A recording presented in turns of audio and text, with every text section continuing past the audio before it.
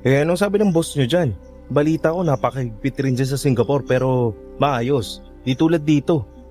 Oo, kumpleto naman kami sa rasyon. Pero baka daw mag-double shift eh. Tapos may online meeting ng MWF.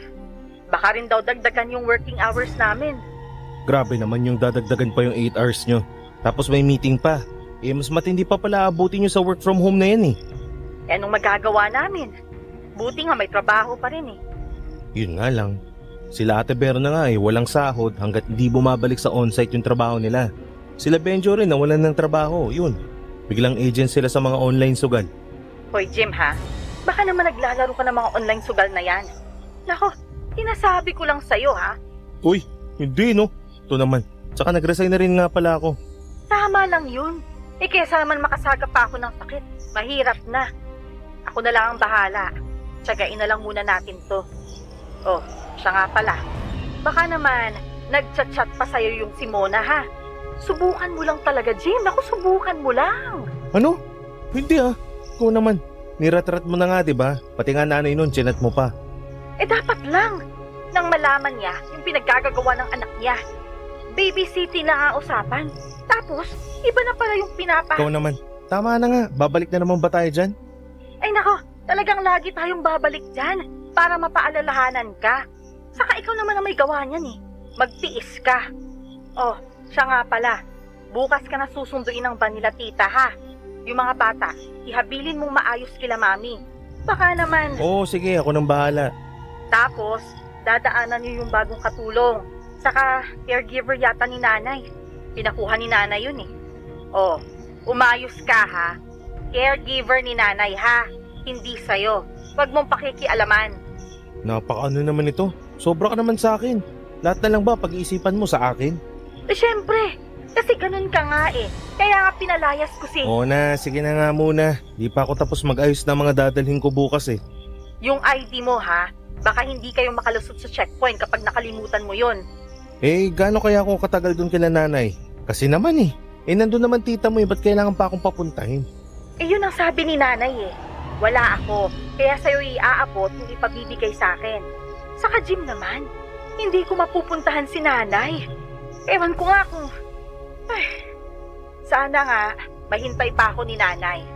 Bakit naman kasi ngayon pa lumala yung lagay niya? Jim, natatakot ako. Baka hindi na kami Huwag mong isipin yan. Malakas si nanay. Saka magkikita pa kayo. Magkakasama ulit kayo. Sige na. Ako munang bahala kay nanay. Lagi kitang tatawagan pag nandun na ako. 2 buwan na ang lockdown ng mga puntong yun. Dapat ay uuwi ng March si Rina. Pero inabutan na siya ng lockdown. Nataon pang lumubha ang sakit ng biyenan ko. At dahil nga masama na ang lagay niya, inobliga ako na puntahan siya. Hindi malinaw, pero ako lang daw ang pwedeng magtago ng ibibigay ng patanda para kay Rina. Hoy Mark, mga kapatid mo ha. Ikaw ang kuya, umayos ka. Prince, bawasan mo yung pagsa-cellphone ha. Mami, ikaw na muna bahala ha. Hindi ko alam kung kailan ako makakabalik talaga eh. Sana nga kahit 1 linggo lang. Basta tatawag naman ako. Huwag na kayong maglalabas ha. Si Mimi na lang ha. Sige na, nandiyan na yung van. Sinundo ako ng van ng tita ni Rina. Bukod sa ID ko bilang health worker, may sticker din ang van na ginagamit pang deliver ng mga medical supplies. At sa isang bayan malapit sa biyenan ko, dadaanan namin ang kasambahay at caregiver daw ni nanay. Sige na, pasok ka na. Ako na magdadala niyan. Dami yan eh. Hello, salamat. Sige, pakibuhat na lang. Ingat lang ha, baka mabasag yung ibang gamit eh. Pasensya na. Ayos lang, pakiangat yung isang upuan para magkasya to. Yan. Thank you. Larga na kuya. Grabing init. Diyos ko tong face shield. Oo nga doble-doble yung nakatakip sa mukha eh. Kaya yung ibang head shield na yung ginawa dyan. Nakalagay na lang sa ulo. Ibababa na lang pag nasita. Tanggalin mo na yung face mask mo para maginhawaan ka naman. Mainit talaga eh. Saka mahina yung aircon nitong van. Oo nga eh. Sure ka? Pasensya na ha. Ay, Rose nga pala. Sige lang, magkahawaan na kung magkahawaan. Jim na lang, Jim Paredes. Yung singer yun ng Apo. Di mo nakilala yun, malamang bata mo eh. Oo nga eh. E-heads nga, di ko nakilala eh. Pero hindi talaga Paredes sa apelyido ko. Ako si Jim, Jim Buddy. Jim Joker ka pala. Eh, ang dali mo kasing sumakay eh. Ilan taong ka na ba? Eh, ang dami mo kasing alam eh. Hulaan mo. 25? Ay, grabe siya. Ay, mali ba? Mukha bang 25 tong mukhang to? Ay, sorry. Eh, naka-face mask ka kasi eh, tapos makeup ka pa. O nga no, grabe para kang high school. OA naman ito. Oo agad. Eh, ilang taon ka nga? Dapat hulaan mo.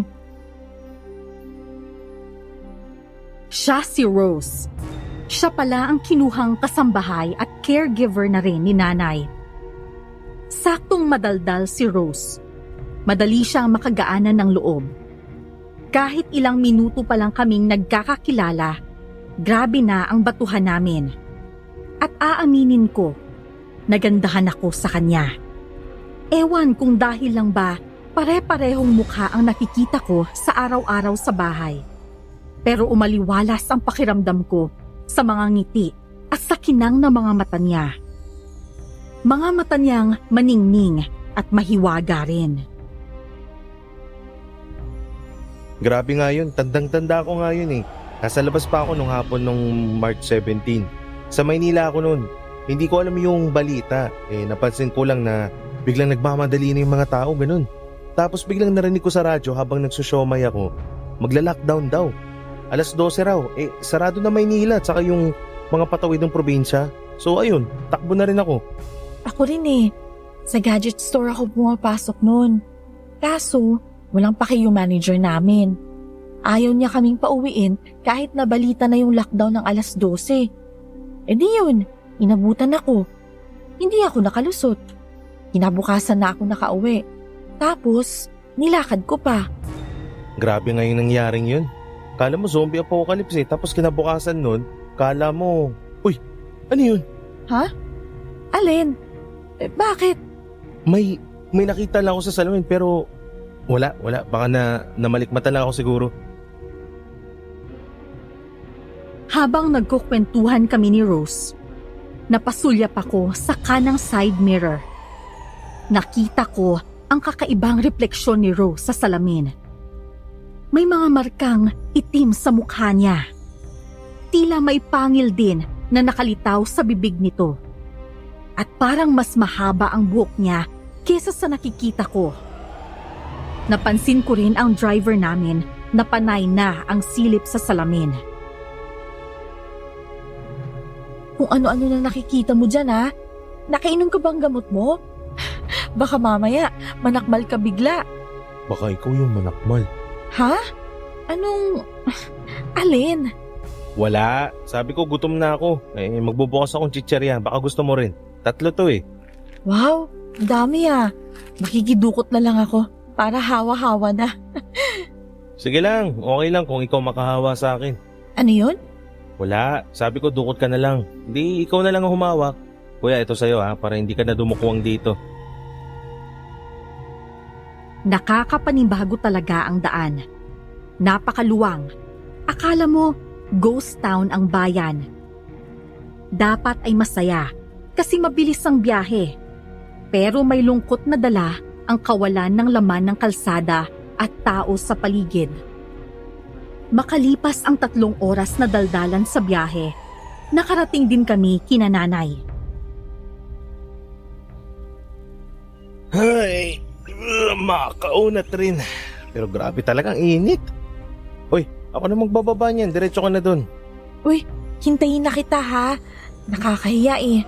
Pero ikaw na magbaba ng gamit ko. Salamat. Basta ikaw. Ano? Kanina pa to bulong ng bulong? Ikaw naman, kanina pa. Oy Jim, dyan na pala kayo. Kala ko umaga kayo darating eh. Uy, Abed. Sangga lalaki mo na.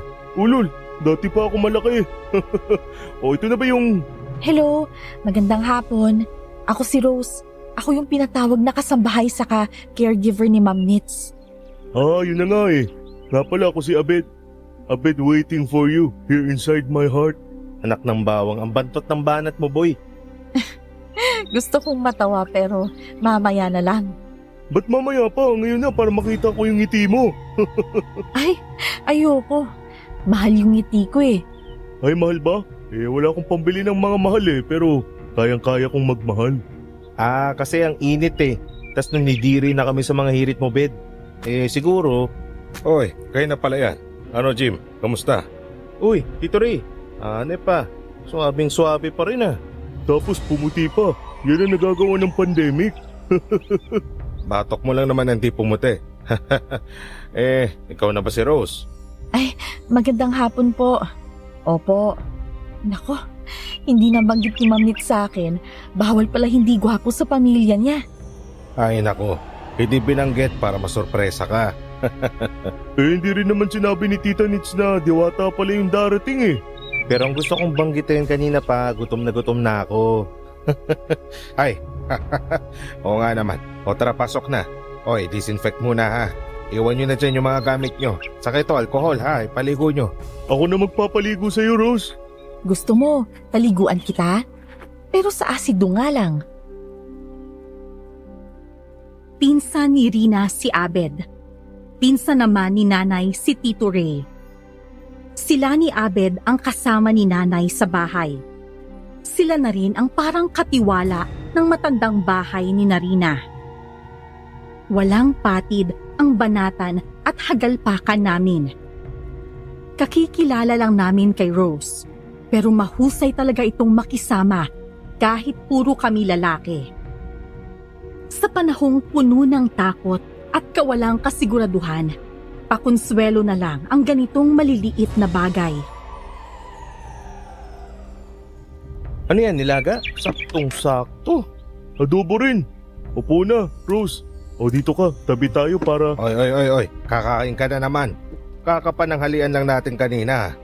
Sabi mo nga, kanina pa yun eh. Lumipas na yun. Kaya yun. Sasabayan ko na sila Jim, saka asikasuhin ko pa tong si Rose eh. Asikasuhin ka dyan, wag na. Sus, para-paraan lang po talaga tong si Kuya Abed para makakain ulit eh.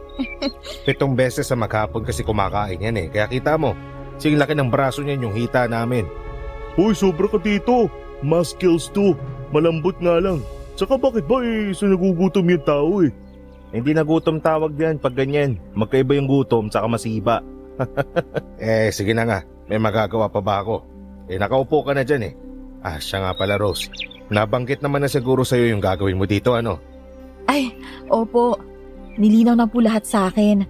Ako na rin daw ho pati sa pag-nurse kay Ma'am Nits. Kamusta na nga ba si Nanay Tito?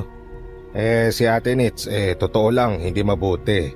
Kaya ka nga pinapapunta rito. Kumbaga, sabihin na nating may, paano ba? Maghahapilin na, parang ganun. Dapat kasi dadalhin pa sa ospital kaso nga pandemic. Mas delikado kung sa ospital pa. Baka ma-expose pa, kaya yan. Pasensya na po ha. Makasabat na lang din. Sabi ho sa akin, sa baga.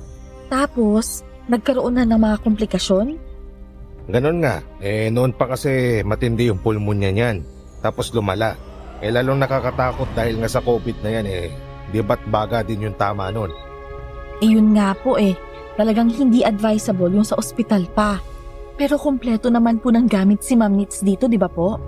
Oo, lahat ng aparato meron yan. Pati nga generator Bumili kami ng 2. Akalain mong sinasabayan pa ng madalas na brownout tong pandemic.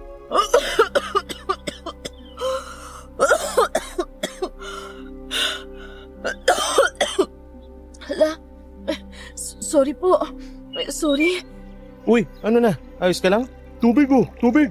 Teka, hagurin ko yung... Huwag ka na, boy. Anong hagurin? Kaya niya yan. Hihirit ka pa Ano ba nangyari, Rose? Sandali lang po May bawa nga po pala yung... teka lang ho Excuse me lang. Saan ho ba yung banyo? Ayan, kumanan ka dyan. Unang pinto. Nako, ano ba nangyari? Sa gitna ng kwentuhan habang kumakain, tila biglang nasamid si Rose. Pero hindi lang samid ang nakita ko. Namula ng husto ang mukha at tenga nito. Nailuwa pa niya ang mga bawang. Natapos kami sa pagkain, pero hindi na nakabalik si Rose. Pakikinggan ko pa dapat ang nangyayari sa kanya sa banyo, pero iba ang nakita ko. Nagsuka siya sa lababo sa labas ng CR. Nakita ko rin sa salamin ang pamilyar na kakaibang refleksyon na nakita ko sa side mirror ng van. Ano ba nangyari? Hindi pa lumalabas? Tulungan ko na kaya. Tulungan mo mukha mo. Ayos lang siguro yun. Baka nasira yung tiyan. Lipas na kasi yung gutom nun. Malamang hapon na tapos... Oh, ayan na pala eh.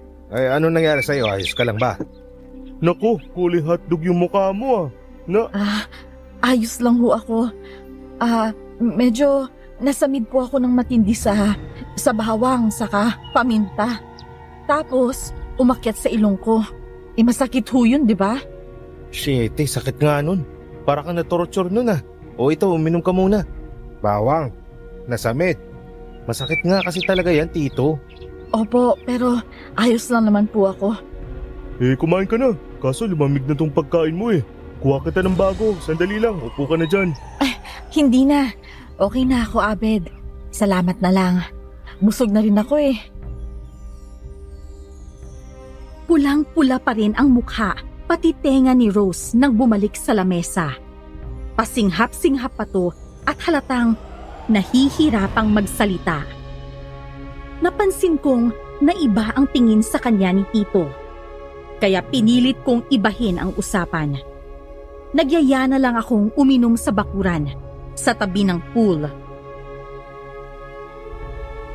Ubusin niyo to ha. Mahirap yung miskarte ng alak ngayon, kaya sisimutin natin kahit yung nasa takip. Grabe, 3 grande yan to Baka gumapang na tayo bago maubos yan. Edi magsigapang. Pero tignan nyo mabuti yung gagapangan nyo ha. Baka dyan kayo sa swimming pool mapunta. Abay lulutang na lang kayo dyan. Bukas ko na kayo makikita. Dito naman. Alam naman natin sino yung maoy dito, no? Hoy, may tatag na yung si Tito Ray. Pandayo na yata yan Sinanay ko yan. Bihira ka kasing pumunta dito kaya di mo na subaybayin yung paglakas niyan. Masamang impluensya ka talaga no? Kailan ba naman nagdulot ng mabuti yan? Uy, buti nga pinatatag kita di ngayon gamit na yung atay mo. Saan si Rose? Tawagin natin dito. Raulo to. Nakita mong puro tayo lalaki dito Pangit naman yung ganun. Sus, ba't naman? Masyado ka nang makaluma Saka nandun na sa kwarto ni Ate Nitz. Inaayos na yung mga gamot doon. Pinapapalitan na kasi yung ibang gamot. Alam naman niya yon, kaya bahala na siya doon. Ano kaya nangyari doon kanina, no? Pulang-puli. Suksukan ko ng paminta't bawang ilong mo. Kulit mo. Ewan ko lang din ha. Alam nyo, mag-iingat rin kayo lalo't bagong tao yon. Ewan ko nga rin pa kasi kung ba't nagpakuha pa ng kasambayan si Ate Nitz Oo nga nagtaka nga rin ako Delikado rin yung may ibang tao tapos may sakit pa si nanay. Nakabisa ko naman na yung mga papainom na gamot sa mga aparato ni Ate Nitz. Pero bigla pang nagpakuha ng tao. Ewan ko ba ron? Baka hindi komportable si tita kasi puro lalaki yung nag-aasikaso sa kanya. Pero ayos na rin yun. Okay naman si Rose diba? Iba talaga nasa isip nito no? Pero yun nga iyak nga nang iyak si Rina. Siyempre gusto niya rin siya mag-alaga kay nanay kaso nalintikan, na-lockdown tayong lahat. Akalain mo ba naman kasi itong tumamang salot sa atin walang mayaman, walang mahirap Lahat apektado no? Hindi tuloy makapag-basketball Tigil pati PBA at NBA. Pero ang isang susunod na problema niyan, sisipa ang populasyon sa bandang December hanggang February. Sira ulo nito. Bakit? Mali ba ako? Ikaw nga Kung nandyan lang si Ate Rina, di... Oo na, tumahimik ka na lang. Pre, nandyan naman si... Oo na, alam ko na iniisip mo. Pero tumahimik ka. Huwag mo akong igaya sa'yo, no? Uy, ano ba yan? Grabeng kahulan ng mga aso dun Sa sarap ng kwentuhan at inuman, inabot kami ng alauna. At ang masayang usapang lalaki na antala ng isang di maipaliwanag na pangyayari. Una, ay biglang nagkahulan ang aso ng kapitbahay. Sunod ay nag-ingay at nabulabog ang mga manok ng isa pang kapitbahay. Ano ba yun? Kagulo na yung mga panabong dun Kila Momoy yun ah. Naku, baka inaahas na naman yung mga panabong ni Mokong. Pag nagkataon, lusaw ang 20 mil niya. Bakit? Nadali na ba dati ng ahas yan? Oo, 5 manok yung tumimbong eh. Maluwa-luwa si Momoy.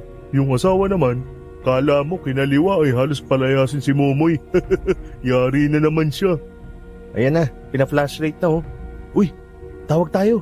Tara, tulungan natin. Tara, makahingi pa ng tinola. Tito. Uy, Tito Ray. Uy, pusag ka na. KO na. Mauwi pa rin. Naku po, tara na nga. Tinawag kami ng kapitbahay. Pinuntahan namin. Pero hindi na nakasama si Tito dahil nakadukdok na lang to. Pagpasok namin, parang nadilubyo ang manukan. Lugmok na ang 7 panabong. Nang baliktarin sila, wasak lahat ang katawan nito. Ay, putakte. Wala na. Kahit pag tinola, tablado na yan eh. Ikaw nang ititinola ng asawa mo. Gago. Ahas ba may gawa niyan? 7 manok tapos ahas? Baka pusa pa yan. Pero grabe naman na 7 manok yung tinira. Hoy, ano yun? Sa bubungan.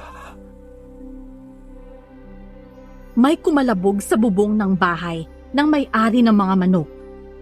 Nagtakbuhan kami para ikutan ang bahay, para makita kung ano ang nasa bubong. Naglabasan na rin ang iba pang kapitbahay. Lalong naging marahas ang kahulan ng mga aso. 3 beses naming naikutan ang bakuran, pero wala kaming makitang kahit na ano. May naririnig kaming paunti-unting kalabog, pero hindi namin to matuntun. Maya-maya pa, pagaspas na ng pakpak ang narinig namin. Takbuhan ulit ang lahat sa kabilang gilid ng bahay, kung saan nagmula ang tunog ng pagaspas. Wala na kaming dinatnan, kundi ang mga manok na tuluyan nang naubos. Ay, malala pre. Talagang inubos na lahat ah. Hindi na talaga ahas yan. Hindi kaya may magnanakaw? Ba't wala pa yung mga tanod? Ayan na, tapos na eh. Sa unang gabi ko kinananay, di maipaliwanag na kaguluhan ang dinatnan ko. Mapapaisip ka talaga sa mga nangyayari. Ahas o pusa ang pinaghihinalaan. Pero kaya bang umubos ng napakaraming manok ang pusa o ahas? At ano ang lagabog sa bubong? Pati ang mga pagaspas ng pakpak. At ang kaguluhang yun ang tumapos ng inuman namin. Good morning. Kumusta? Sakit ng ulo mo, no? Uy, aga mo ah. Ikaw rin ang aga mo eh. Aga sa tanghalian. Grabe kayo kagabi. Dinig ba yung tawanan namin? Sakto lang. Ayos nga eh. Masaya. Masaya nga. Masaya naman talaga. Kaso, Kaso? Ba't may kaso? di mo narinig yung gulo dyan kagabi? Gulo? Hindi eh. Nakatulog na ako ng mga 11:00. Ano bang nangyari? Hindi mo narinig yung ingay ng mga aso, pati mga tao? Good morning po. Timpla ko po kayo ng kape? Hindi na, ayos lang. Magtatanghalian na. Oo nga po eh. Nahimbing po yung tulog ko kagabi. Sa pagod din po siguro sa biyahe. Nagising na lang ako sa alarm ko nung papainumin ko na po ng gamot si Ma'am Nitz. Sa tindi ng gulo na yon, hindi ka nagising ayos din. Sarado rin kasi tito yung kwarto. Yung tawanan natin dito sa bakuran, dinig yun. Pero yung sa kapitbahay, naku, hindi na nga aabot yun. Si Abed kaya? Si Kuya Abed? Nako, maagang nagtawag ng uwak dyan. Pinagluto ko ng noodles. Pagkatapos niya kumain, natulog ulit. Hayaan nyo na muna yan si Abed. 3 grande pa naman yung tinaob natin kagabi Nauna naman po kayong tumaob kagabi Hoy, nakaabot naman ako dun sa pangatlo. Hindi nga ako makaisang bote noon nga pala, ano bang ulam, Rose? Sa binigay niyo pong 1,000 kagabi, pang batcho yung binili ko sa tanghalian. Ginataang kalabasa naman po mamayang hapunan. Sige, ayos na yan. Tulungan na kita sa paghihiwa. Nako, ako na lang. Tawagin ko na lang kayo kapag luto na. Sige lang, tulungan na lang kita para din magising ako. Ikaw ang bahala. O siya, kayo na muna riyan ha. Pupuntan ko lang si Ate Nitz. Napakain na ba? Opo, nakakain na po kanina pang alas 10 si Ma'am Nitz.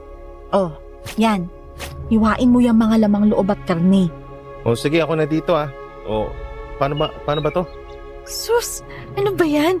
Di naman pala marunong eh. Akin na nga. Pag ganito yan. Sundan mo rin yung hilatsa. Ayusin mo. Baka naman durug-durug yan ha. Galing mo maghiwa ng laman loob ah. Paanong magaling? Pare-pareho lang naman yun no? Pareho lang ba yun? Galing mo humawak, tsaka ang ayos ng hiwa. Tapos, ganito ba talaga yung mga laman? Ba't ganyan? Ano bang meron dyan? Saka ba't parang nanginginig ka? Yan oh. Pumipintig yung mga laman oh. Ito naman, ganyan naman talaga yun na. Lalo kung sariwa. Pero maganda nga yung karning nakuha ko. Ang ganda ng labas ng dugo oh. Saya mo sa dugo ah. Bakit ba? Maganda yung karne. Tapos nakakatakam lalo. Kasi tingnan mo yung paglabas ng dugo oh. Kita mo? Sarap nung ganyan. Uy, ano ba yan? Diyos ko po. Bakit mo kinagatan? Hilaw pa yan ah. Kapiraso lang ah. Nakakatawa naman yung reaksyon mo. Saka bakit ba? Yung mayayaman nga kung kumain ng hilaw, wagas. Uy, yung steak, niluluto pa rin yun kahit papano. Yan, nako. Teka lang, maliligo na lang ako. Sakit talaga ng ulo ko eh. O sige na, maligo ka na doon. Amoy ala ka pa eh. Pero easy ka lang. Nanginginig ka pa oh. Baka yumatiin ka na sa banyo ha. Hoy, saya nyo ah. Anong ginagawa? Ay, anak ng baka. Ba't kanya tsura mo? Ba't may dugo yung... Anong nangyari sa bibig mo? Isa pa to. Kayo talaga, kalalakin yung tao. Ewan ko ba kung bakit. Pero kung ano-ano ang pumapasok sa isip ko sa pumipintig na hinihiwang karne ni Rose. Mabigat pa ang pakiramdam ko dahil sa alak. Pero nanlaki ang ulo ko nang kagatan ni Rose ang hilaw na karne. Kitang-kita ko kay Rose ang tila satisfaction nang lasapin niya ang kinagat na karne. Para mahugasan ang hangover, nagbabad ako sa shower. Gumiginhawa ang katawan ko sa agos ng tubig sa katawan ko. Grabe, ligo lang pala kailangan. Sarap. Naku lagot, tatawagan ko nga pala si Rina. Kaya pala chat na ng chat eh. Ay, tawagan ko na nga lang pagkaligo. Ay. Oy, may tao. Bakit ba? Jim, sandali lang pabukas. May nakalimutan ako dyan eh, kukunin ko lang. Mamaya na lang, huwag kang magulo. Sandali lang, buksan mo na. Saglit lang naman eh. Bilis na, buksan mo na, oy. Putek na. Ang kulit naman ito. Ay nako. Oy, ayan na oh. Ano ba yun? Abed. Bed. Oy, lakas ng trip nito. Ungas lang eh. Jim, teka lang, matagal ka pa ba? Pabukas, may kukunin lang ako. Ewan ko sa'yo, Raulo mo, maghintay ka. Uy, ano? Bakit ba? Saglit lang naman, kukunin lang naman ah. Salamin kasi ni Tito Ray, pinapakuha sa akin. Uy! Pektos to sa akin. Oh, yan na. Kuya Ben, mokong talaga. Paglabas ko mamaya, lalagyan ko ng asin yung kuyukot mo, ungas ka. Hindi na ako matapos-tapos, sarap-sarap ng ligo ko eh. Jem, saglit lang. Matagal ka pa ba? May kukunin lang ako. Pusang gala tong mga to. Ay, teka lang tito. Tagal mo namang buksan. Hindi ko kayo narinig kaagad eh. Tsaka kanina kasi pinagtitripan ako ni Abed. Kumakatok dito tapos nagtatago pag binuksan ko. Si Abed baka mo. Inutusan ko kila Agoy eh. Kanina pa ho. Baka bago niyo utusan. Hindi, diretso sa labas eh. Hanggang ngayon nga wala pa. Sa 2 beses na pagkatok ni Abed, wala pala talagang Abed sa labas ng pinto. Inisip kong pinagtitripan din ako ni Tito Ray, pero seryoso ang mukha niya. Napakalinaw ng boses ni Abed, pati ng mga katok nito. Nagtataka man, wala akong nagawa, kundi isawalang kibo ang nangyari. Nanay, Nanay, kamusta ho kayo? Si Jim po ito. Ako yung pinakagwapo niyong manugang.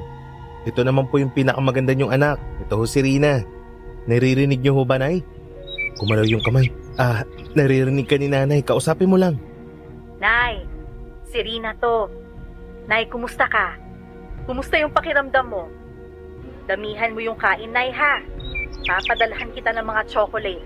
Pati yung salted egg chips na gustong gusto mo. Bumili na ako. 2 kahon yun, Nay. Nay, magpalakas ka, ha? Kumain ka lang ng kumain. Yung gamot mo, Nay, huwag ka pasaway. Malapit na akong umuwi, Nay. Kaya dapat, basta, Nay, dapat malakas ka na pagdating ko.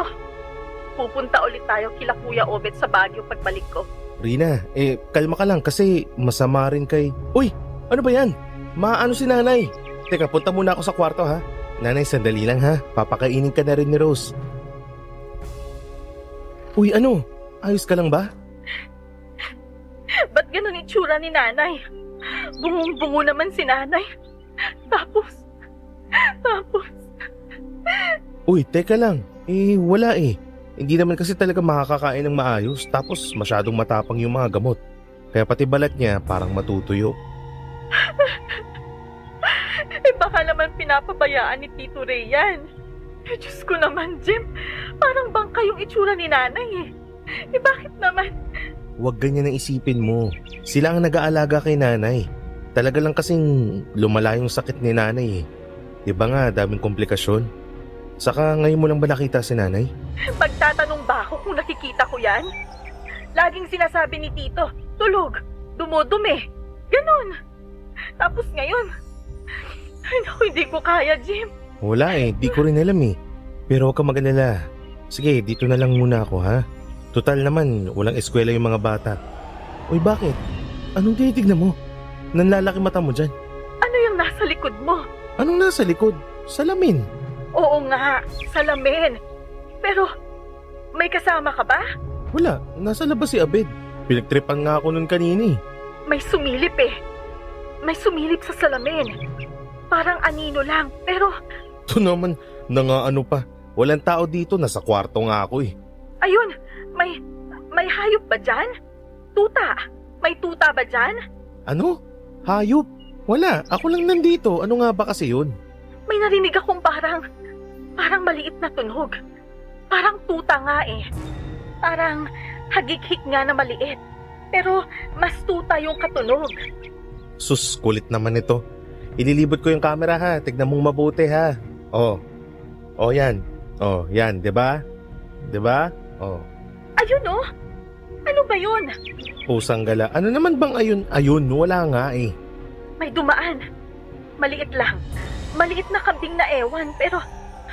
Ay, ewan ko ba? Wala nga, walang kahit ano. Baka sa ilaw lang yun. O kaya mga reflection ng kung ano-ano. Kung ano-ano kasi nakikita mo eh. Kaya mo na nga lang yun. O, kumusta ka naman ba? Hindi eh. Teka lang. Ba't ba ako kinikilabutan? Nagtatayuan balahibo ko sa batok eh. Ito. Wala. Nakakulong lang sa napakataas na building. Para na akong masisiraan dito. Pag nagigising ako sa madaling araw, tumitingin ako sa bintana. Puro ilaw. Napakaraming ilaw. Pero wala kang makikitang ilaw nang dumadaang mga sasakyan. Di tulad ng dati. Tapos walang kaingay-ingay sa paligid eh. Ay, ang hirap no. Pero pakatatag ka. Kaya natin to. Matatapos din to ha. Makakauwi ka rin. Basta tumawag ka lang ng tumawag pag gusto mo. Sila Mark, lagi mong tawagan ha. Ba't kagabi hindi ka nakasagot? Sa 2 oras na pag-uusap namin ni Rina, napakadalas ng pagtulo ng luha niya. Gusto ko na ring umiyak. Gustong-gusto ko nang sabihin, umuwi ka na. Hirap na ako. Pero alam kong mas mabigat ang hirap niya sa ibang bansa.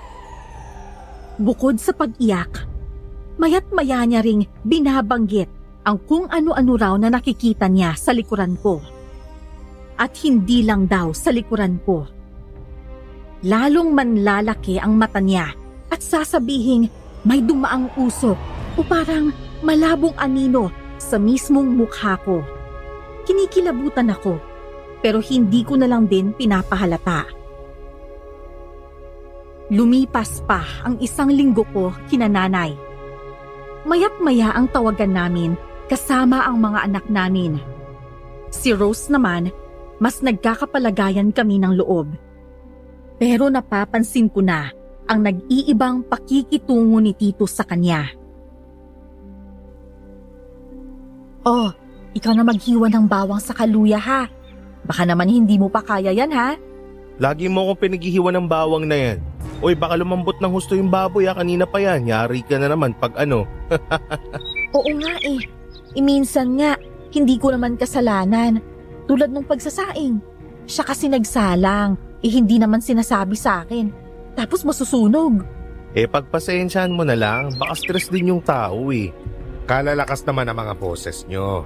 Hoy Rose, yung niluluto mo ha, pantayan mong maigi. Hindi yung puro ka pakikipagdaldalan dyan. Tapos yung mga basyo ng gamot, hindi mo pa ay naalis agad. Sabi ng pagwala ng laman, alisin na agad eh. Yung pagkain natin it's naman, huwag naman masyadong durog para ng... Ay nako. Hoy Jim, iwan mo nga tong si Rose para mas matutukan ng pagluluto. Sumasablay pag may kadaldalan eh. Di naman tito, kayo naman. Pero sige, tinatawag nga pala ako ni Abed. Puntahan ko lang din. Teka lang Rose ha. Sige lang, kayang-kaya ko na to. Sir? Sir, bakit po kayo... Ano po yun? Saan ka ba talaga galing, babae ka? Po, di ba nga po, kinuha po ako ni Ma'am Nitz?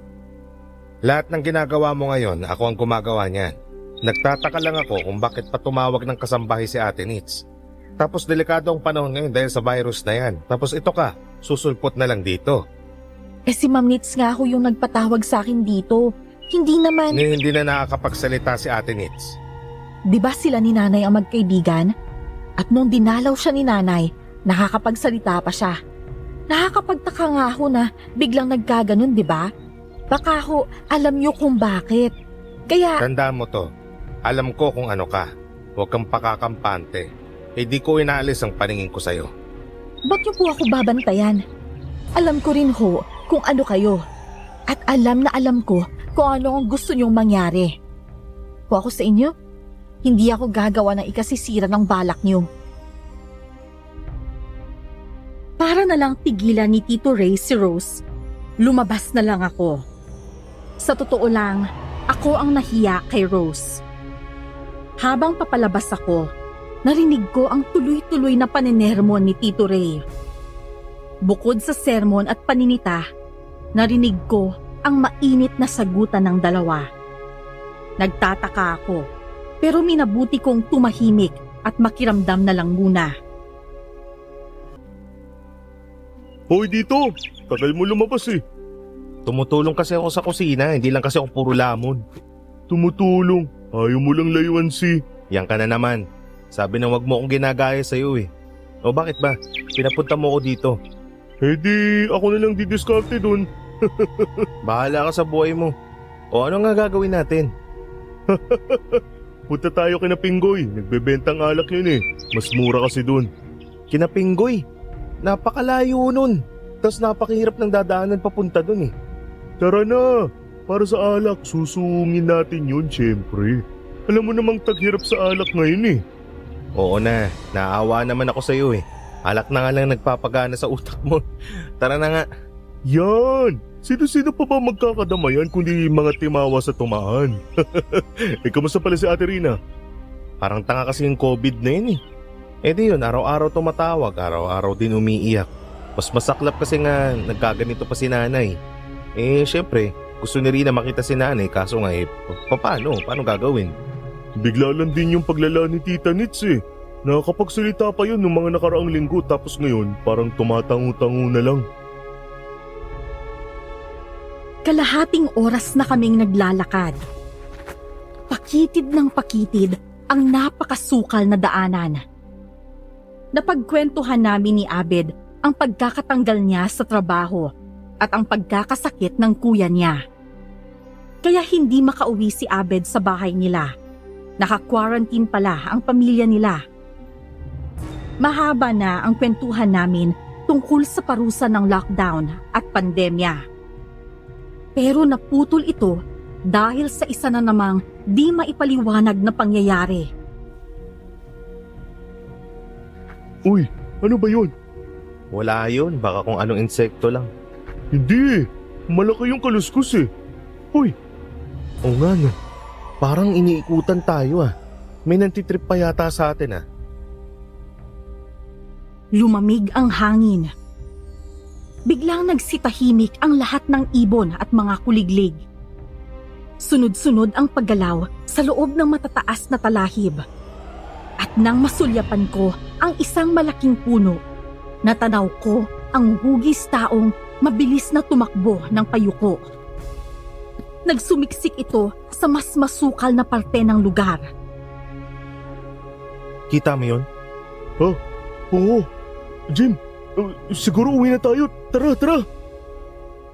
Dali-dali akong hinatak ni Abed pabalik sa bahay. Mahaba na ang nilalakad namin, pero hindi kami makalabas-labas sa masukal na daang yon. Lakad-takbo na kami, pero nagulantang kami nang tumawid sa harapan namin ang isang kakaibang hayop. Parang kambing, pero mas maliit at paatras kung tumakbo. Ang ganitong anyo ng hayop, pamilyar sa mga kwento sa amin ng matatanda. Peste! Yun ba yung... Sigbin yun, Jim. Sigbin. Mukhang inikot-ikutan tayo. Pero ba't naman kaya? Gumagalaw lang naman yung mga yan base sa utos ng amo nila eh. Sino yung amo niyang mga yan? Anong gagawin natin? Di, takbo! Hoy, huwag mo ko iwan! Tinakbuhan namin ang umiikot na mga sigbin. Natanaw na namin ang dulo ng daang yun. Pero napaiktad kami nang may humambalang sa harap namin. Ewan kung mula saan, pero bumulaga sa amin ang napakalaking aso. Itim na itim, malaki ang katawan, naglalaway at umaangil habang nakapako sa amin ang mapupula nitong mga mata. Aso ka talaga yan? Halos kasing laki ko na yan eh. Abet, wag kang gagalaw. Kayang-kaya tayong dambahin yan. Pero, papalapit na sa atin eh. Takbo na natin, Jim. Akmang tatakbuhan namin ang dambuhalang aso, pero nilundag kami nito. Ako ang nadaganan nito at nasagpang pa sa balikat. Kagat lang yun ng aso, pero kakaiba ang pakiramdam na mabilis na bumalot sa katawan ko. Uminit ang kalamnan ko, pero agad rin akong gininaw. Nanlabo ang paningin ko, namanhid ang balikat ko. Gumapang sa buong katawan ang pamamanhid, pero kumirot ang buto at parang ang loob ng katawan ko. Sumikip ang paghinga ko at namanhid kahit ang buong bibig ko. Ang huli kong natandaan, sinusubukan akong buhatin ni Abed.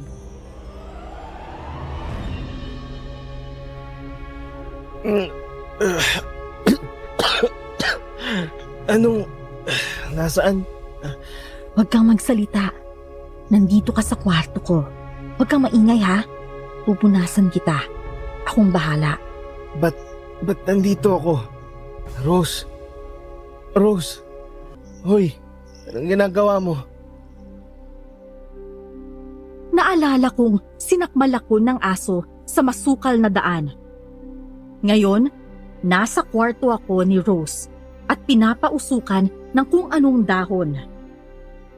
Binuhusan ng mabahong likido ang sugat ko sa balikat. Nilinis ito ng basang tela na iba rin ang amoy. Pero naggulat ako nang biglang sipsipin ni Rose ang sugat ko. Damang-dama ko ang napakahigpit na pagkakasipsip niya. Unti-unti ulit akong nawalan ng malay. Nang magising ako, si Abed na ang kaharap ko. Hoy, musta? Natulala ka. Saan si... Nangyari sa'yo? Ano ka? Nagka-amnesia? Kinagat ka lang ng aso, ulol. Oo nga, alam ko yun. Pero si Rose, kanina kasi Bakit ba? Namalengke si Rose, ko naman. Hinimatay ka tapos kanina ka pa natutulog dito sa sala. Nasa sala? Kanina pa ako sa sala? Ano ka ba? Para naman tanga yung pinagsasasabi nito. Mula nung ilapag kita sa sopa, hindi ka naman umalis syempre. Hinimatay ka nga eh. Hindi ako dinala ni Rose sa kwarto niya. Ano? Buenas naman ang mukha mo. Imbis si Rose ang iniisip mo, tawagan mo na si Rina. Kanina pa tawag ng tawag yun. Takang-taka ako sa mga nangyayari. Malinaw na si Rose ang gumagamot sa akin. Sinipsip niya ang sugat ko. Pero iba ang sinasabi ni Abed. Mula noon, tila umiiwas sa akin si Rose. At mula nang masakmal ako ng aso, madalas na akong nananaginip ng mga di maipaliwanag. Palagi akong hinahabol ng malaking aso o napakalaking ibon. Lumipas ang 2 linggo at tuluyan nang bumigay si nanay.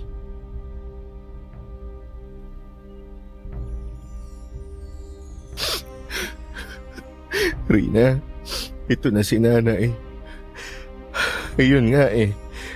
Wala na eh, hindi na kinaya. Nay! Nay naman! Nay, hindi mo man lang ako nahintay. Sabi ko sa'yo, di ba? Hintayin mo ako, Nay! Nay! Tatagan mo ang loob mo, Rina. Talagang hindi natin kontrolado ang sitwasyon, lalo ngayon. Rina, siguro, ang isipin na lang natin, hindi na siya mahirapan ngayon. Wala eh, ganun talaga eh. Pagpahingahin na natin si nanay. Magpakatatag ka dyan, Ate Rina. Kami ang bahala kay tita dito. Palagi kang tatawagan ni Jim para makita mo yung burol ni tita. Ah, hala! Teka, ano yan? May lumalabas sa bibig ni tita. Ito na, Rose, Abed, lumabas muna kayo. Jim, hintayin mo ang mga mangyayari. Ikaw lang ang dapat humawak nito. Ha? Bakit? Ano ba yan? Sige, labas muna kami, Jim. Ha? Ano ba yan? Naglaway ng matindi si nanay. Nanlaki ang mga mata ko sa mga sumunod na nakita ko. Ang laway na inilabas ni nanay, nangitim at unti-unting namuo. Ipinakuha sa akin ni Tito Ray ang laway na ngayoy batong itim na. Mahigpit ang pagbibilin sa akin ni Tito na itago at ingatan kong maigi yun hanggang sa dumating si Rina. Takang-taka man, sumunod na lang ako. Buti na rin 2 araw lang ibuburol si tita. Mahirap na eh. Wala rin namang pupunta dito kundi mga kamag-anak eh. Ang hirap magburol pag ganitong pandemic. Paano social distancing yan? Baka nga hindi rin magpunta mga kamag-anak ni tita eh. Kaya hindi na problema yan. Pero Jim, ano ba yung nangyari kay tita? Ano yung lumabas sa bibig niya saka ba't kami pinalabas? Ewan ko rin eh. Pero may namuong bato mula sa laway niya eh. Ano? Naging bato yung laway? Shoo, kang maingay. Ako nga rin nagtaka eh. Tapos ingatan ko raw maigi yung sabi ni Tito. Tama ang tito mo. Wag na wag mong ihihiwalay sa katawan mo yung batong yan. Kahit naliligo o natutulog ka. Oh, kain na kayo. Luto na yung ulam. Ako na munang magbabantay dito kay Ma'am Nits. Doble-dobleng hirap ang dulot ng pandemic na yon. Ni hindi makapagluksa ang mga tao. Hindi pwedeng patagalin ang burol. Bantay sarado kami ng mga tanod. At sa napakaikling burol na yon, napakaraming weirdong pangyayari. Pucha, napakabaho naman nun. Ano ba yun? Yung katawan ba ni... Bugok, may gamot yan syempre. Pero ano nga ba yun? Ba't ang ganun? Ba't ang tindi ng amoy? May umaligid sa atin. May kung sino-sinong elementong nandito kasi na hindi naman dapat narito. Oo nga. At napakalapit lang ng napakasamang elementong yun. Nanlilin lang pa. Lalabas ako. Titingnan ko lang. Ano? Teka, sasamahan kita. Bantayan natin si Ate Nits. Hayaan niyo si Rose. Sabi ni na Tito at ilang matatandang kamag-anak na nandoon, umaaligid daw ang balbal. Ito raw ang aswang na nagnanakaw ng bangkay. Kinagabihan, nakarinig naman kami ng huni ng ibon sa bubungan ng bahay. Naalerto na naman kami. Hanggang sa paglilibing kay nanay, sinusundan to ng kababalaghan. Pesting mga aso yan, ayaw magsialis ah. Palayasin niyo yung mga yan. Hindi ordinaryo yung aso yung mga yan. Bakit ba kung ano-ano umaligid sa bangkay ni nanay? Malalaman mo rin pagdating ni Rina. Pero ngayon, kailangan nating itaboy lahat ng umaligid kay Ate Nitz. Ano ba naman yan? Nakakatakot naman. Hoy Elise, kakarnihin ko kayo eh. Ako nang magpapaalis. Baka ikaw ang karnihin yan pag nagkataon. Humakbang pa lang palapit si Rose. Nagsiatras na ang 3 malalaking aso. Nahihiwagaan ako sa lahat ng nangyayari. Kay nanay, sa mga umaaligid dito, sa batong iniluwa nito, pero pati kay Rose. Hindi pa niya ako iniimik mula nang gamutin niya ako. Natapos ang burol at libing, pero syempre, lalong mararamdaman ni Rina ang lungkot dahil sa mga nangyari. Sige lang, iyak mo lang yan. Tama lang naman yan. Labas mo lang kung anong nararamdaman mo. Anong gusto mong gawin ko? Hindi ko man lang naabutan si nanay. Hindi pa rin ako makauwi. Napakahirap naman ang pandemic na to. Oo nga eh. Parang isinumpa yung mundo sa pandemic na to. Jim, tawag ka ni Tito Ray dun sa bakanting lote, magpapatulong lang daw. Sige, sandali lang. Teka lang Rina, tawag lang ako ni Tito. Baka magpapatulong magbuhat eh. Tawagan ulit kita mamaya ha. Sila Mark, tawagan mo raw.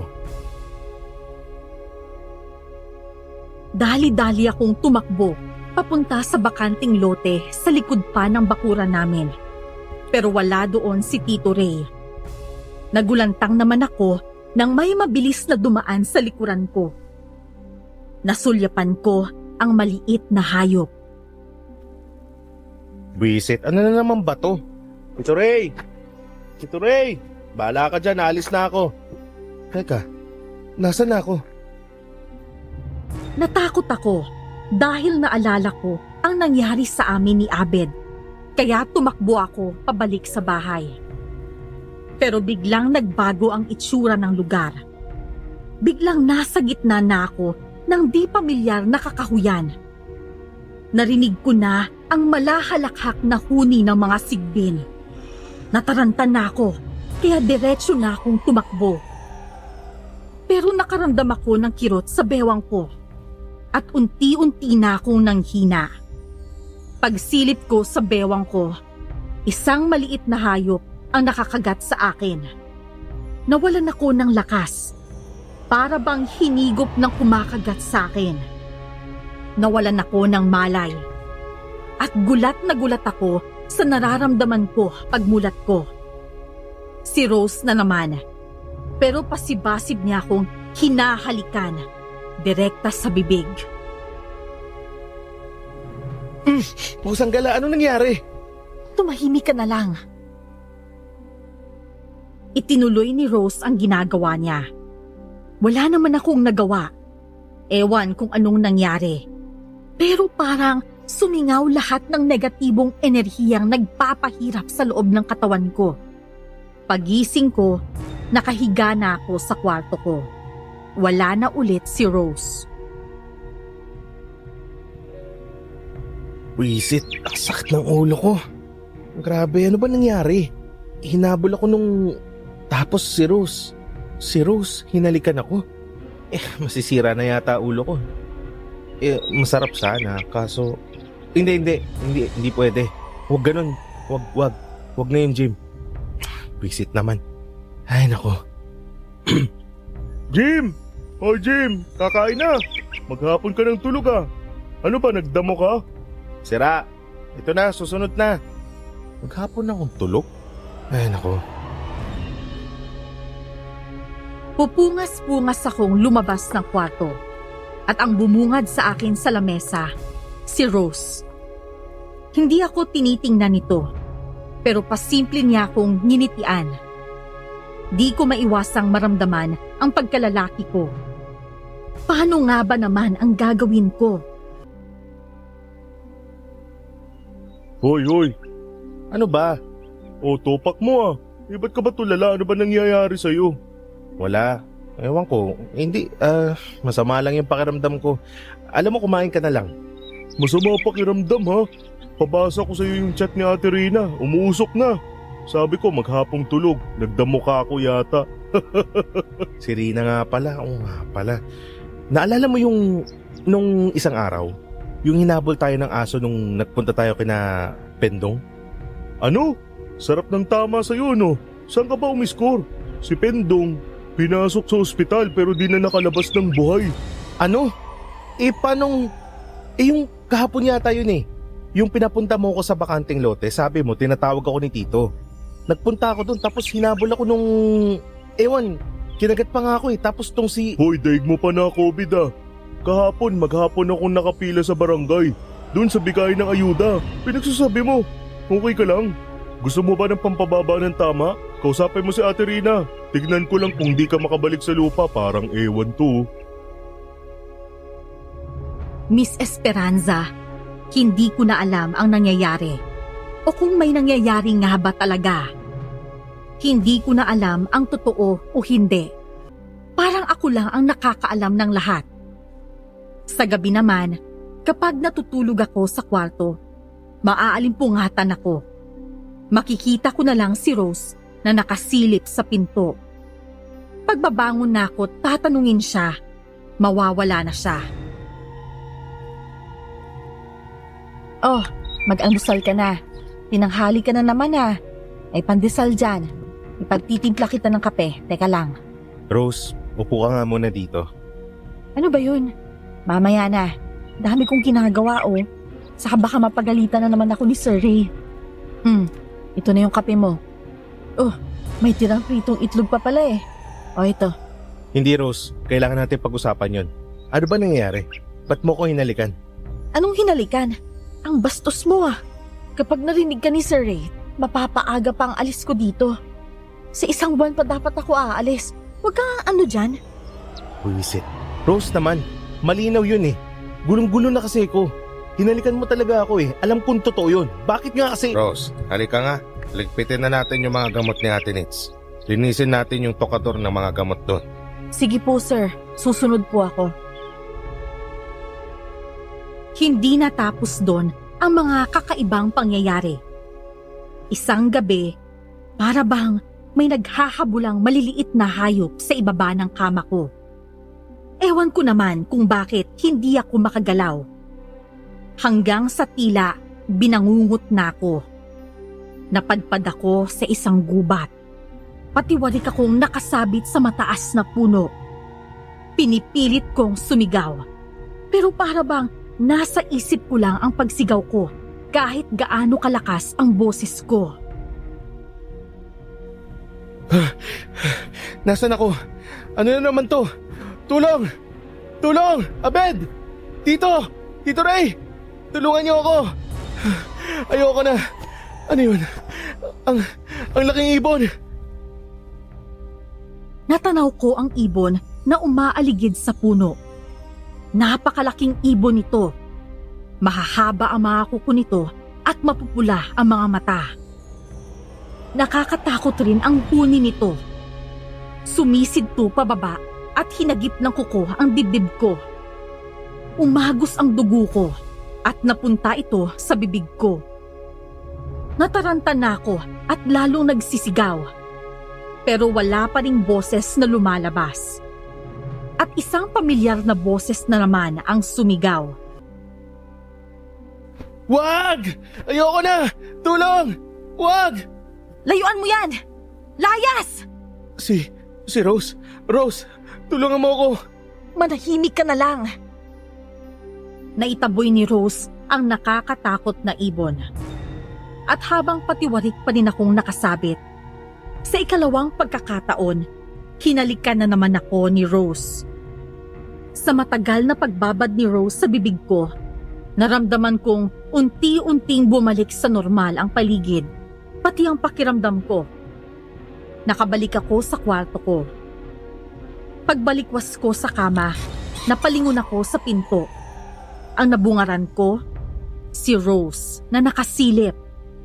Agad siyang umalis bago ako makapagsalita. Hoy, kape o Alfonso? Raulo, aga-aga eh. Wag na, pengin na lang ng pandesal. Nauubos mo ni. Sarap ng palaman eh. Gawa yan ni Rose. Saan nga pala si Rose? Namalengke. Si Tito naman tulog pa. Hoy nga pala, pusang gala. Naalala mo si Kuya Boboy? Oo, yung driver dito yun, di ba? Yun yung nag-drive ng van nung sinundo ako eh. Bakit? Nagladlad na ba? Gagi, anong ilaladlad nun? Nagpapalit na nga yun eh. Raulo mo talaga eh, no? O bakit ba? Tigok na. Hindi alam ang dahilan. Hindi raw yun nagkasakit eh. Tapos yung kapatid, si Mang Dado, sinugod kanina dito si Tito Ray. Nagsisisigaw dyan ah. Di mo narinig? Hindi eh. Tulog na tulog nga ako eh. Bakit si Tito Ray yung sinugod? Eh grabe. Si Kuya Boboy daw, namatay dahil kinagat ng sigbin. Sigbin daw, na alaga ni Tito Ray. Gagi. Flip na flip ang putik. Sigbin? Kay Tito Ray? Nag-aalaga nga ba ng sigbin yun? Isa ka pang flip eh, no? Para kang ano eh. Kilikili nga nun, di niya maalagaan eh. Tapos sigbin? Umayos ka nga. Are you drugs? Huwag mong subukan. Masisira ang buhay mo. Si Tito Ray may alagang sigbin? Automatic na pinagdugtong-dugtong ng utak ko ang mga kakaibang pangyayari. May mga nakikitang hayop si Rina sa video. May kumagat sa akin. Pati yung mga naririnig ko sa kwarto bago ako bangungutin. Nakatulugan ko ang mga ideyang yon. Hanggang sa bangunguti na naman ako. Nakagapos ako sa isang puno. Isang baboy ramo ang umaaligid at umaamoy-amoy sa akin. Nagulat ako nang dukutin nito ang bulsa ko. Nakita kong hawak nito ang batong iniluwa ni nanay. Nang sasakmalin ako ng baboy, sumulpot na naman si Rose. Dinukot niya ang gulugod ng baboy. Natunaw ang baboy sa harapan ko. Si Rose, sa ikatlong pagkakataon, nilapat ulit ang labi niya sa akin. Nakabalik ulit ako sa kwarto. Nakita ko si Rose na palabas na ng kwarto. Tatawagin ko dapat siya, pero tumunog ang cellphone. Aray ko! Ano naman ba nangyayari? Si Rose na naman. Si Rina. Hello? Kamusta? Tarantado ka! Wala kang kasing gago! Ano? Kumurahin mo ako ah. Kung nandyan ako, hindi lang mura aabutin mo sa akin na animal ka. Napakababoy mo. Ngayon ka pa ng gago. Hindi ka man lang namili ng panahon. Hindi ka man lang nagpigil. Papatayin kitang hayop ka. Pinaulanan mo na nga ako ng mura eh, pero hindi ko pa alam kung anong pinagpuputok ng butchi mo. Ipaliwanag mo nga muna yung kasalanan ko. Ano ba yun? Sige. Isisend ko sa'yo. Saka ka magmaang-maangan. Putik, anak ng... Si Rose? Teka, hindi ko... Gago ka. Napakasama mo. Umalis ka na dyan kila nanay. Umalis ka na. Ibinaba ni Rina ang tawag. Meron palang video si Rina ng paghalik sa akin ni Rose. Biglang bumaliktad ang mundo ko. Wala akong kasalanan. Pero paano ko ipapaliwanag ang nangyari? Kung ako mismo, hindi ko pa alam ang nangyayari. Sa labas naman ng kwarto, narinig kong nagsisisigaw si Tito at si Rose ang binubulyawan nito. Tito, easy lang. Teka lang. Rose, ano ba kasi yung... Nakakadiri ka! Kala mo kung sino kang mainhin. Kaya pala kung makadisplay ka sa dalawang lalaki rito, gusto mo palang magpadali. Tito, Ano po nangyari? Ba't Isa ka pa. Kung makatanong ka, baka pati pangalan mo nalimutan mo dahil sa halik niyan. Ha? Teka, Tito, magpapaliwanag ako. Hinabol kasi ako ng... Tapos... Manahimik ka na. Ngayon mo pa napiling gagawin ng pamangkin ko? Pag nakabalik dito yung ban sa Martes, lumayas ka na. At ikaw naman, higad ka. Lumayas ka na rito ngayon na. Baka gulpain pa kita, ahas ka. Sa may asawa ka pa man din pumatol. Babalikan ko kayo. Sinasabi ko sa inyo. Akala nyo tapos na to. Hindi kayo. Nagbanta ka pa. Layas o babariling kita. Agad sinamsam ni Rose ang mga gamit niya, saka mabilis na umalis. Pero pasimple niyang pinisil ang hinliliit ko. Sinulyapan pa niya ako, pero hindi ko naintindihan yon. Bigla naman akong sinapak ni Abed. Napaupo na lang ako at napaiyak. Nagkulong ako sa kwarto at doon naglabas ng sama ng loob sa mga hindi ko maipaliwanag na kamalasan ko. Sa sama ng loob ko, sa kwarto na lang ako kumakain. Para akong na-quarantine, pero walang kahit sinong tumatawag sa akin. Nakablock ako kay Rina, pati sa mga anak at nanay ko. Lugmok ako, pero isang araw, bumukas ang pinto ng kwarto. Anong... Jem, ba't di ka lumalabas dyan? Rina, Diyos ko, Rina. Rina. Tama na, nandito na ako. Ba't ka nangayayat? Kawawa ka naman. Oh, siya. Tahan na, nandito na ako. Mababaliw na ako, Rina. Hindi ko na alam, pero teka, paano ka... Pinauwi na ako ng amo ko. Nag-resign na ako. pero ba't hindi ka na... Ang importante, nandito na ako. Yun na lang. Nasaan nga pala yung batong ibibigay ni nanay? Ha? Mamaya na yun. Kumain ka na ba? Ano bang gusto... Ayos lang ako, kumain na ako. Yung bato, nasaan? Importante yun.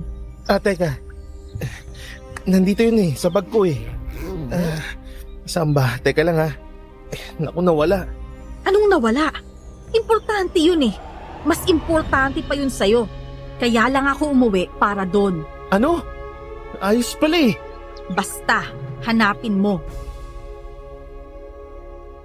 Nagliwanag ang mundo ko pagpasok ni Rina sa kwarto. Pero nabulabog naman ang mundo ko nang halos magwala ito sa galit. Parang nagro-roller coaster ang pakiramdam ko.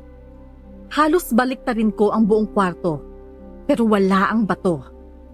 Dito ako pinagsasasampal ni Rina, pero niyakap ko na lang siya. Talagang gulong-gulo na ako. Kalma lang, Rina. Nandyan lang yun. Mahanap ko yun. Ibibigay ko sa'yo yun. Sorry. Sorry na, Jim. Pagod lang ako. Saka, Tama na. Okay na. Sorry din. Basta mahanap ko yun. Akong bahala. Magpahinga muna tayo. kumalma si Rina. Ipinadama na lang namin sa isa't isa ang ilang buwang pagkasabik namin. Dahil sa pagod, nakatulog ako. Mahimbing ang tulog ko, pero nagising ako sa napakabahong amoy. Naramdaman ko rin sa leeg at dibdib ko ang kung anong matalas na humahagod. Pagmulat ko, gustong lumuwa ng puso ko sa takot dahil sa nakita ko. Isang babaeng nakalabas ang pangil at naglalaway. Nilalaro ng mahahabang kuko ang dibdib at leeg ko. Nanlilisik ang mata nitong nagbabaga. Ha! Rina! Wag! Ano to? Rina! Tulong! Saan mo itinago ang bato? Nasaan? Rina! Hindi ko alam pero mahanap ko. Diyos ko, Rina. Ano nangyayari sa'yo? Hoy, demonyo! Tumabi ka! Muling sumulpot si Rose.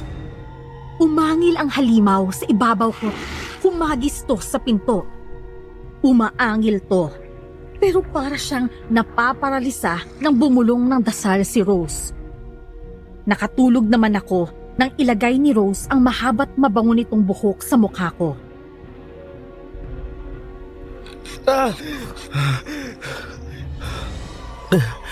Ano? Bakit? Nasaan ako? Sino nandyan? Tulong! Tulong! Hoy, Jim! Easy ka lang. Abed? Teka. Teka, anong... Kubo to ni Rose. Dinala niya tayo dito. Ano? Si Rose? Teka, oo nga pala. Diyos ko, Serena. Naging... Hindi si Rina yon. Nalinlang ka ng sabulag ng aswang. Ilusyon lang lahat yun. Kasi nga, gustong kunin sa'yo ng tito mo yung bato ni Ma'am Nitz. Ano? Naguguluhan ako eh. Hindi totoo, Serena. Ilusyon nga. Kulit naman. Pinaliwanag na lahat ni Rose sa akin. Tama naman nga.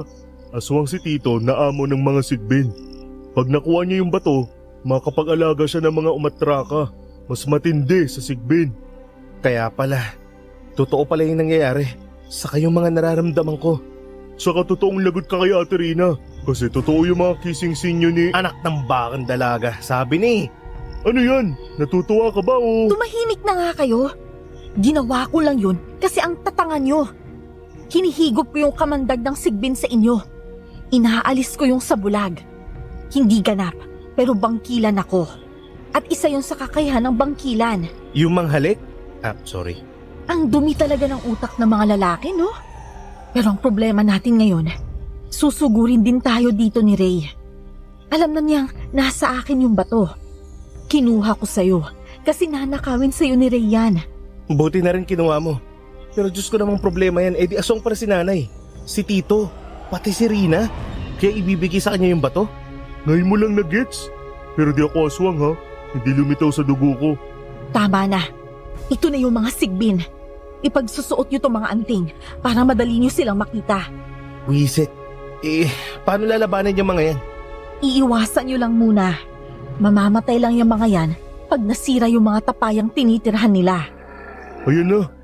Ingat. Mamamatay kayo pag nakagat kayo o pag nahigop ang mga anino nyo. Basta ilag lang muna. Mistulang maliliit na kambing. Pabaliktad maglakad. Naglalaho sa hangin. Ito ang mga sigbin. At nilusob kami nito sa kubo. Puro iwas lang kami sa kanila. Dahil mahirap silang hulihin. Napakarami na nila. Mapapagod lang tayo sa pakikipagpatintero dito eh. Pupuntahan natin yung tapayan nila. Pero nasa bahay yun ni Ma'am Nitz. Tsitsempo tayo. Mauna na ako sa inyo doon. Ibibigay ko na rin kay Tito tong bato. Yung bato! Nakuha! Hoy! Hoy Abed! Sira ulo ka, Abed! Wag! Bumalik ka!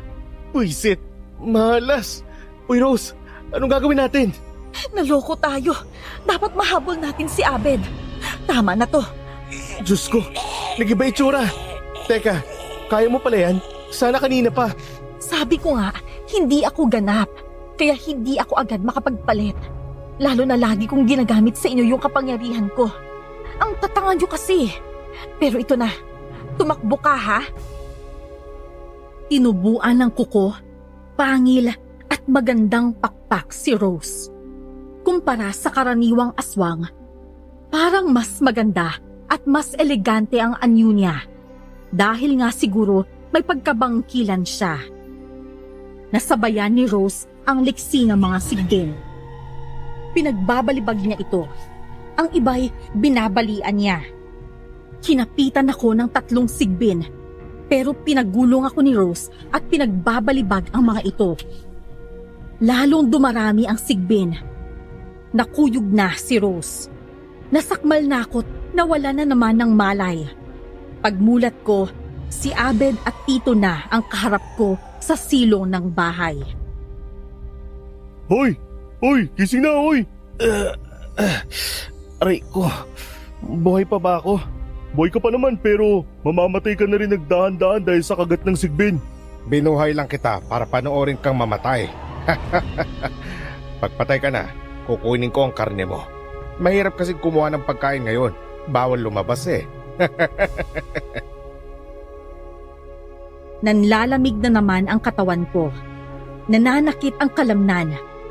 Parang gustong lumuwa ng mata ko. Labas-masok rin ako sa mga bangungot. Tama si Tito Ray. Unti-unti nga akong namamatay. Habang nagdudusa ako, naiisip ko si Rina at ang mga anak ko. Mamamatay akong hindi man lang kami nagkasama-sama. Pinaghiwa-hiwalay kami ng pandemya at malagim na trahedya ang wawasak sa pamilya namin.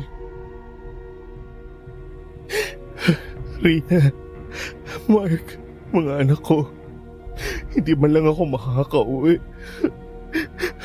Ako nang bahala magbalita kay Ate Rina saka sa mga pamangkin ko. Damhin mo na lang yung pagdurusa mo. Napakasakla. Pambungad na dusa lang pala sa pamilya nyo ang pandemya. Pero sa ganito kayo matatapos. At para pasalamatan si Rose sa pag-ingat sa bato, ipadadala ko sa kanya ang 2 braso mo, ang ulo mo, sa pamilya mo. Siyempre, akin ang puso mo. Kahit dapat kay Rina to. Mabuti na lang talaga at nagpunta ka kahit mahirap. Hindi kasi ilalabas ni Ate Nits ang bato kung hindi ikaw ang tatanggap eh. Kung sakali, amalanhig ang kalalabasan niya dahil hindi niya nailabas ang bato.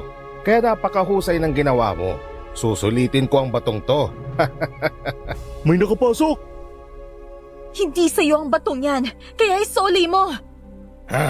Ang hilaw na bangkilan! Wala ka na rin magagawa. Tumakas ka na lang, Rose! O kaya pumayag ka na lang maging asawa ko! Nandidiri ako sa'yo. At ikaw, Ray, napakasahol mo. Ninakawan mo si Ma'am Nits. Hindi sa'yo yan. Ngayong panahon ng krisis, alamang nakuha mo, wala nang sulian. Parang ayuda lang yan. Sa napakadilim na silong, nakababa ang duguang si Rose. Dinumog ulit siya ng mga sigbin, pero pinatalsik niya silang lahat. Si Tito Ray naman, lumaki at naging baboy ramo. Sinugod niya si Rose, pero wasak ang mukha niya sa isang kalmot. Bumalandra ang baboy ramo. Napahilata naman si Rose sa hagupit ng buntot pagi ni Abel. Bumuwelta ito at diretso ang kuko sa likod ni Abel. Dumiretso si Rose sa akin at kinalagan ako. Hindi ako tatagal.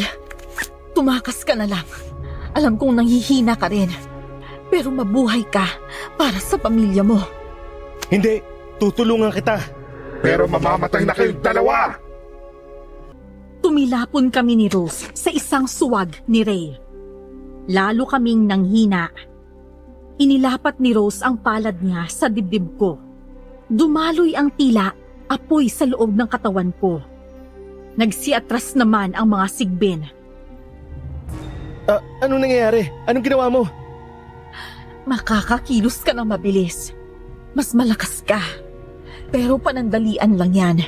Wasakin mo ang mga tapayan. Ang aswang naman, puntiryahin mo ang ibaba ng gulugod nito. Mamamatay siya dito. Bilisan mo!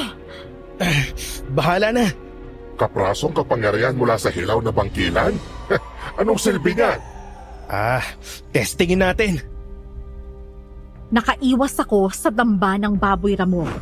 Pinulot ko ang itak na dala ni Abel. Naihataw ko ito nang sugurin ulit ako ng aswang. Sunod kong pinaghahataw at pinagsisipa ang mga tapayan. Sinugod ulit ako ng aswang. Pero nasalo ko to at naibalibag siya. Nawasak ang mga tapayan dahil doon bumagsak ang aswang. Nanghina ang mga sigbin sa paligid. Unti-unti silang naglaho. Wala nang mga alaga mo. Magagamit ko ang bato para makapag-alaga ng mas matindi sa mga sigbin. Pero napaka-perwisyo mo pa rin talaga. Sabi rin yan ng biyanan ko, pero mas perwisyo ka kung alam niya lang. Lalong lumaki ang baboy ramo. Halos mahati ang katawan ni Rose dahil sinalubong niya ang sugod ng aswang. Napailalim ako sa aswang at nasakmal ako nito sa balikat. Pinilit namang gumapang ni Rose at ibinaon ang kuko ng 2 kamay sa ibabang gulugod ng aswang. Nayanig ang silong sa hiyaw ng aswang. Bumagsak ito at unti-unting naagnas at natunaw.